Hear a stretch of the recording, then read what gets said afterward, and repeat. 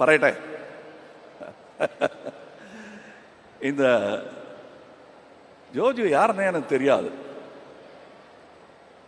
நான் திடீர்னு எல்லா படத்தையும் பார்த்துட்டு இருப்பேன். இந்த ரெட்டைன்னு ஒரு படம்னு, ரெட்டா, உங்களுக்கு ரெட்டைன்னு சொன்னாதான் தெரியும்.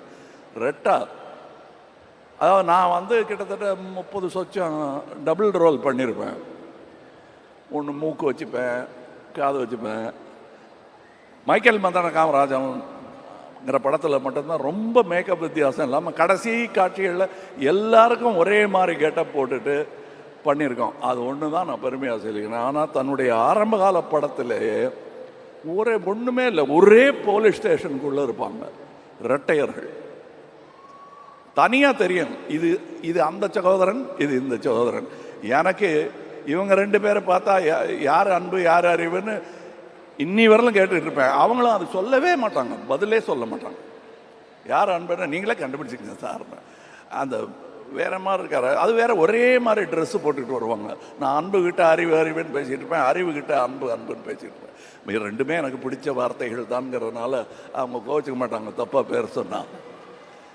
ஜோஜு, நீங்க நான் பொறாமைப்படும் நடிகர்களில் ஒருவர்.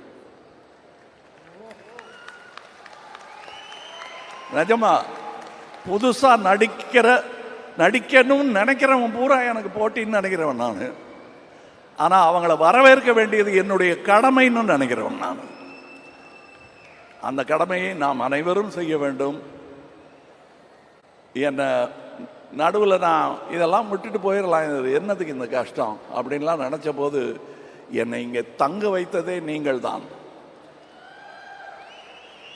இப்போ இங்கே இருக்க அடுத்து நிறைய பேரை கொண்டு இங்கே சேர்த்துடணுங்கிறது மட்டும்தான் என் முனைப்பு.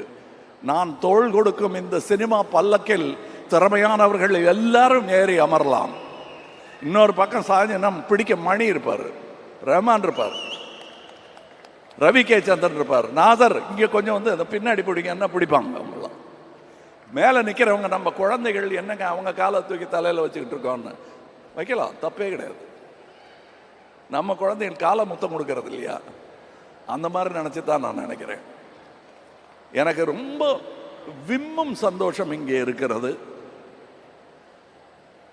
இந்த ராஜ்கமல் நிறுவனம் அப்படிங்கிறத சொல்லும்போது அதில் பின்னாடி எனக்கு பக்கபலமாக முதுக பிடிச்சிக்கிட்டே வந்தது அண்ணன் சந்திரஹாசன் அவர்கள்.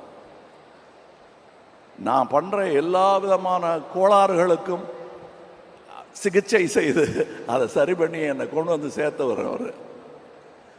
ஐயோ அண்ணன் போயிட்டாரேங்கும் போது எனக்கு கிடைத்த தம்பி தான் மகேந்திரன். இது சம்பளம் கொடுத்தா கிடைக்காதுங்க, அதெல்லாம் பத்தாது. இங்கே நான் இப்போது அணிந்திருக்கும் இந்த ட்ரெஸ்ஸில் இருந்து ரங்கராய சக்திவேல் அணிந்திருக்கும் அந்த வித்தியாசமான ஆடையிலிருந்து அதை எனக்கு செய்து கொடுத்த அமிர்தா அவர்களுக்கு வணக்கம், நன்றி. என் பின்னாடி நிறைய பேர் இருக்காங்க, உட்கார். அவங்களுக்கு பின்னாடி ஒரு 4 பேர் இருக்காங்க. அத்தனை பேரையும் சொல்லி கொண்டு தான் இங்கே நேரம் பத்தாது.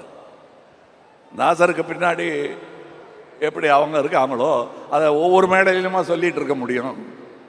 அந்த மாதிரி என் பின்னாடி பல பேர், பல டெக்னீஷியன்கள், இதோட எடிட்டர். அந்த ட்ரைலர் பார்த்தீங்கல்ல, அது இத்தனை மில்லியன் அத்தனை மில்லியன் அந்த கட்ஸுக்காக தான் போயிட்டுருக்கு. மணிசாருக்கும் அதில் பங்கு உண்டு. எனக்கு இன்னும் என்ன ட்ரைலர் கட் பண்ண போகிறாங்கன்னே தெரியாது. எனக்கு ட்ரைலர்லாம் கட் பண்ண பிடிக்கும். ஆனால் அற்புதமான இருவரிடம் நான் அதை விட்டதனால் இப்போ எத்தனை மில்லியன்ஸ் போயிருக்கு. செய்திகளை உடனுக்குடனும் துல்லியமாகவும் தெரிந்து கொள்ள சப்ஸ்கிரைப் பண்ணுங்க.